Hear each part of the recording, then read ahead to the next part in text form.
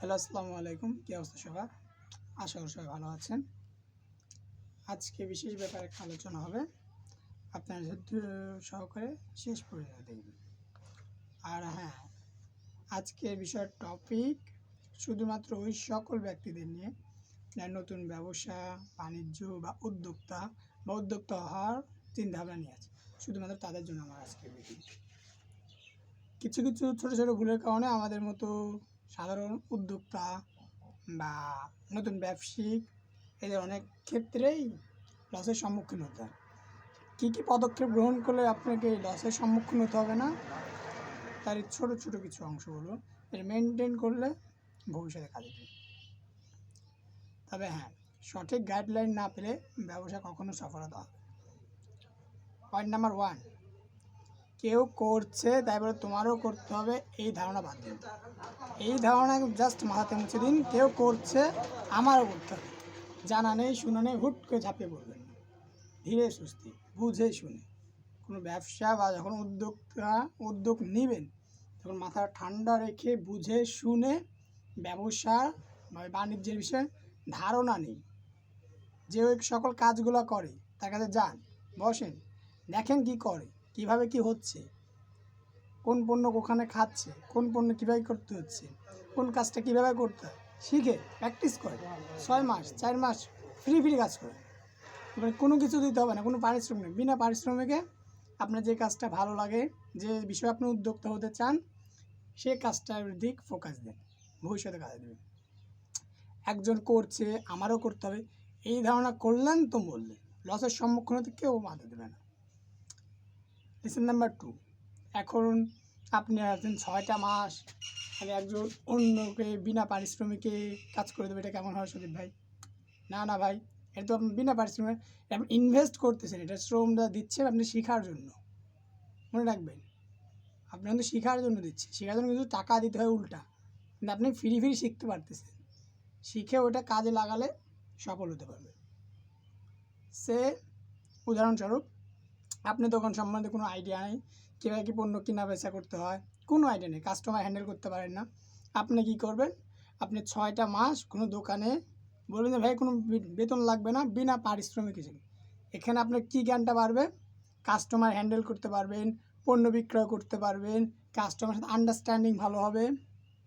Lesson number 2, আপনি যদি কোনো খামার দিতে চান তাহলে আপনি ওই সকল খামারিদের, ওই সকল সফল উদ্যোক্তাদের কাছে যাবেন যারা ওই সকল কাজ করে বেরিয়ে এসেছে, যারা ওই কাজে সফল। অসফল ব্যক্তিদের কাছে ভুলেও যাবেন না, যারা একবার করেছে 5 লাখ লাভ করছে, পরের বার 20 লাখ লস করছে। ওরকম উদ্যোক্তার দরকার নেই, আপনি সফল উদ্যোক্তার কাছে যান। প্রতি মাসে সে 20,000 টাকা করে ইনকাম করতেছে। আমি এমন একটা মানুষকে দেখে 6টা মাস প্র্যাকটিস করবো বা শিখবো যে কেমনে কী করে, কেমনে ওষুধ দেয়, কেমনে খাদ্য দেয়, কেমনে কীভাবে কী করে। 6টা মাস আপনি দেখবেন। তারপরে যখন শেখা হয়ে যাবে, ট্রেনিং নেওয়া শেষ, তখন আপনি সিদ্ধান্ত নেবেন যে আপনি ব্যবসা বা উদ্যোগটা কত বড় দিবেন। আমার মতে ছোট পরিসরে দিয়ে নমুনামূলক, ছোট পরিসর কিন্তু নমুনামূলক অনেক ভালো যাতে হয় সেদিক ধারণা রেখে, খেয়াল রেখে, যে 6টা মাস আপনি করলেন তারপরও রিপ্র্যাকটিসের জন্য 1 মাস অন্তত ছোট পরিসরে ব্যবসা বাণিজ্য বা যেটাই উদ্যোগ ছোট পরিসরে করবেন।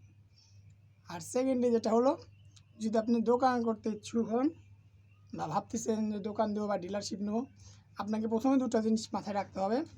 বাকিতে পণ্য বিক্রয় না। বাকিতে পণ্য বিক্রয় করলে আপনার সাধারণ যে সমস্যাগুলো হবে, আপনার পুঁজি সংকট হবে, কাস্টমারের সাথে আপনার আন্ডারস্ট্যান্ডিংটা খারাপ হয়ে যাবে, 2 দিন ভালোই খাবে, 3 দিন টাকা চাইবেন, কাস্টমার কেটে যাবে, কাস্টমার লজ্জায় আপনার সামনে আসবে না। আর আপনি কম রেটে পণ্য বিক্রয় করবেন, বেশি পরিমাণে লাভ কিন্তু সমান থাকবে, কিন্তু বাকি বেচার কোনো দরকার নেই।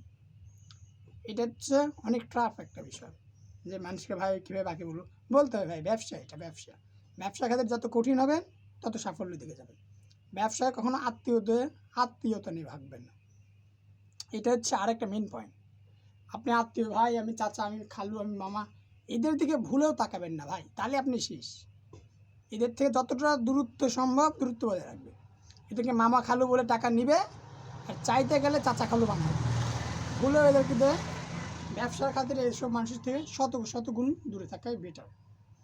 আর হচ্ছে 3 নম্বর যেটা আছে, আপনি তো পণ্য বিক্রয় শিখলেন, কাস্টমার হ্যান্ডেল করা শিখলেন, বাকি বিক্রি করা যাবে না। কাস্টমার হ্যান্ডেল যে করবেন, চূড়ান্ত ভোক্তাকে ভোক্তায় পরিণত করতে হবে তো আপনাদের, সম্ভাব্য ক্রেতাকে ক্রেতায় পরিণত করতে হবে। এক মিনিট পানি খান।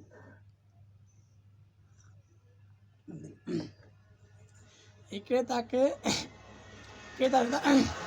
আপনাকে ক্রেতাকে তিনটা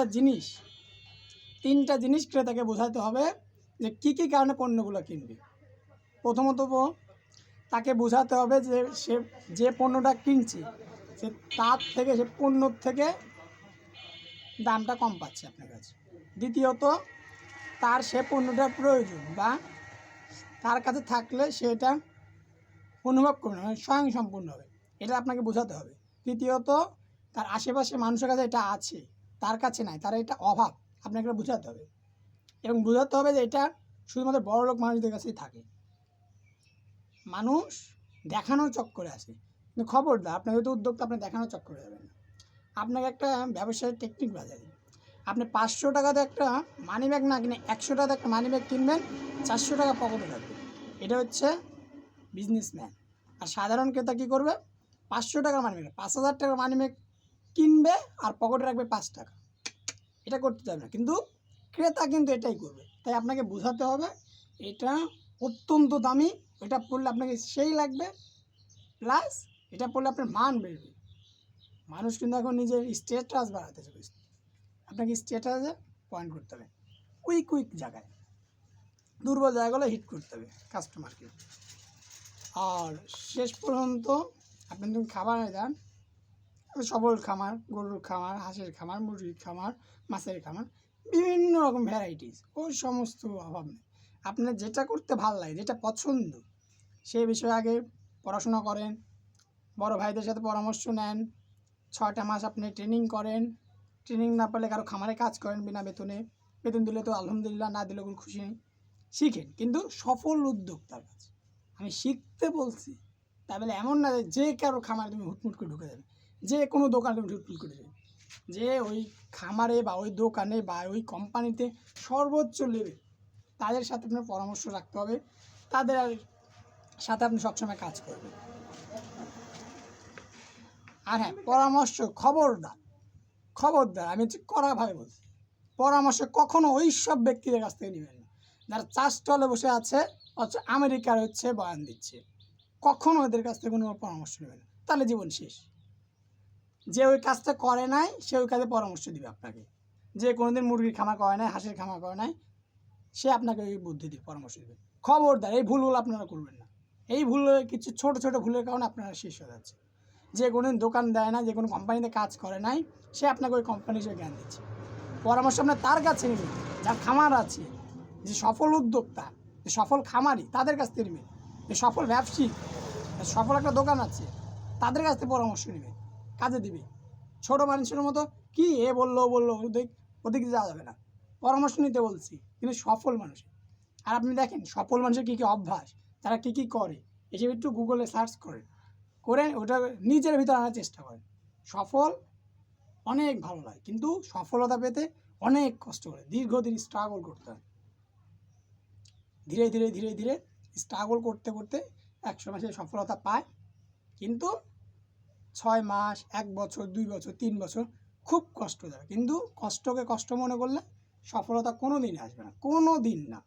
আর আপনি সফলতা ইনভেস্ট মনে করেন, নিষ্ঠা সহকারে কাজ করেন, সফলতা আপনাকে কেউ ঠকাবে না, 2 দিন আগে আর 2 দিন পরে। আমি গত ভিডিওতে বলছিলাম মনে একটা, যে অ্যামাজন শুরু করছিল 2000 সালে, তার প্রথম প্রফিট হয়েছিল 2010 সালে। এই 10টাতে বছর 1 2 3 4 5 6 7 8 9 10, 10টা বছর যে অ্যামাজন ছিল, কেমনে ছিল 10টা বছর, 10 বছর বিনা প্রফিটে সে রেগুলারলি একইভাবে অ্যামাজন ছিল, টিকে ছিল।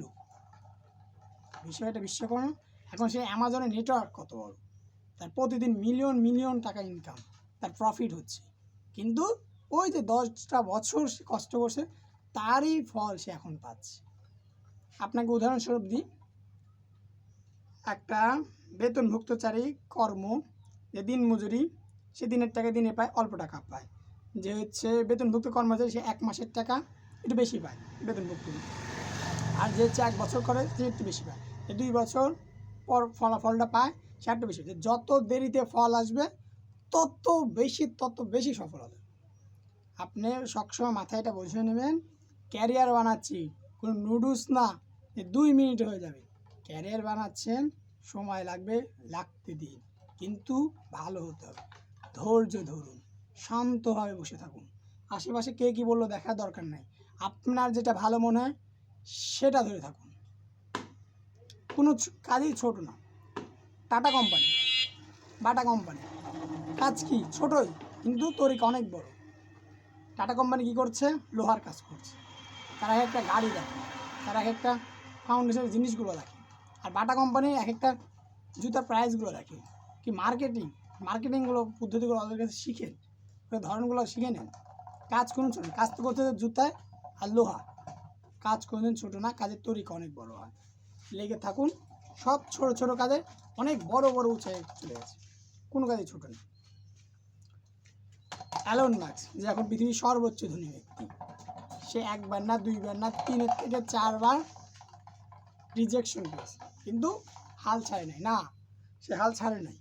আর আমরা কি একবার হয় সদীপ ভাই একবার হচ্ছে না, অন্য কিছু দেখি। অ্যালন মাস্ক তাই করছিল? তাই কি করছিল অ্যালন মাস্ক?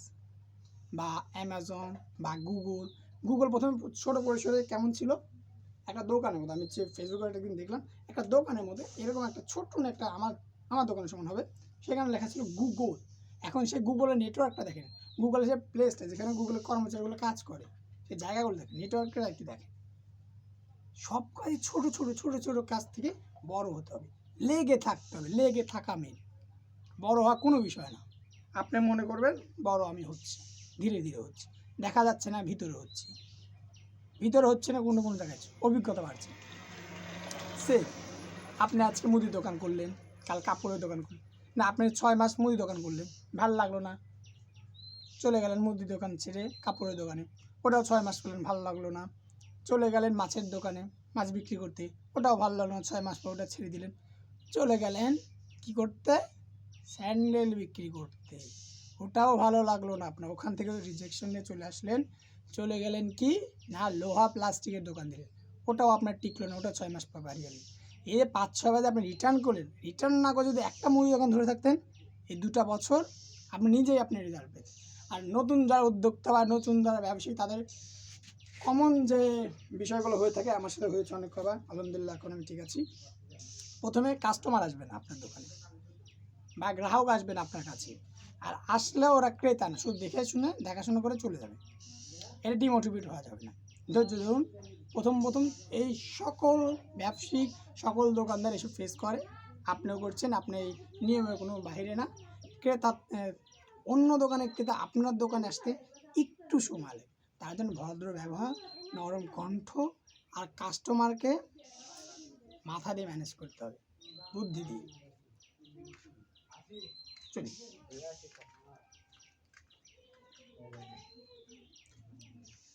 এখন ভাইয়া মাথা দিয়ে কেমনে ম্যানেজ করবো সেটা তো বললেন না ভাইয়া। সাইকোলজি, আপনি কাস্টমার সাইকোলজি বুঝতে হবে, কোন কাস্টমার কী চাচ্ছে, কোন কাস্টমারকে প্রাইস কমায় দিতে হবে, কার কাছ থেকে লাভ করা যাবে না, কার কাছ থেকে কী করতে বুঝতে হবে আপনাকে। আপনার ক্রেতার হাবভাব দেখে আপনার বুঝতে হবে। যদি এতটুকু বোঝা যায়, আপনি একটু বুঝতে পারেন, তাহলে মনে করেন না আপনার ব্যবসার সাফল্য খুব নিকট, খুব একটা বেশি দেয়। আপনাকে ধৈর্য সহকারে থাকতে হবে, বাকি বিক্রয় করা যাবে না, কারো কথায় কান দেওয়া যাবে না, অজানা অদক্ষ মানুষের কাছ থেকে কোনো রকম পরামর্শ নেওয়া যাবে না। এই 5টা কাজ আপনাকে মেনটেন করে চলতে হবে। যদি আপনার ব্যবসাতে লাভবান হতে চান, যদি ব্যবসায় টিকে থাকতে চান, যদি ওই ব্যবসায় বড় কিছু হতে চান, তাহলে এই 5টা কাজ আপনাকে করতেই হবে, না ছাড়া কোনো উপায় নেই। আরও একটা আছে, কি আরও একটা, আত্মীয় স্বজনদেরকে কখনোই না অ্যালাউই করবে না এসব। চাচা মামা খালু বাসায় গিয়ে খেয়ে এসো বাবু, তোমাদের দোকানে কোনো জায়গা নেই, তোমার ব্যবসা বাণিজ্য কোনো জায়গা নেই, ডিলারশিপে মাল নিচ্ছি, পরিচয় দিচ্ছে, কম দাম দিচ্ছে, ওটা কোনো করা, ওটা নিয়ম না।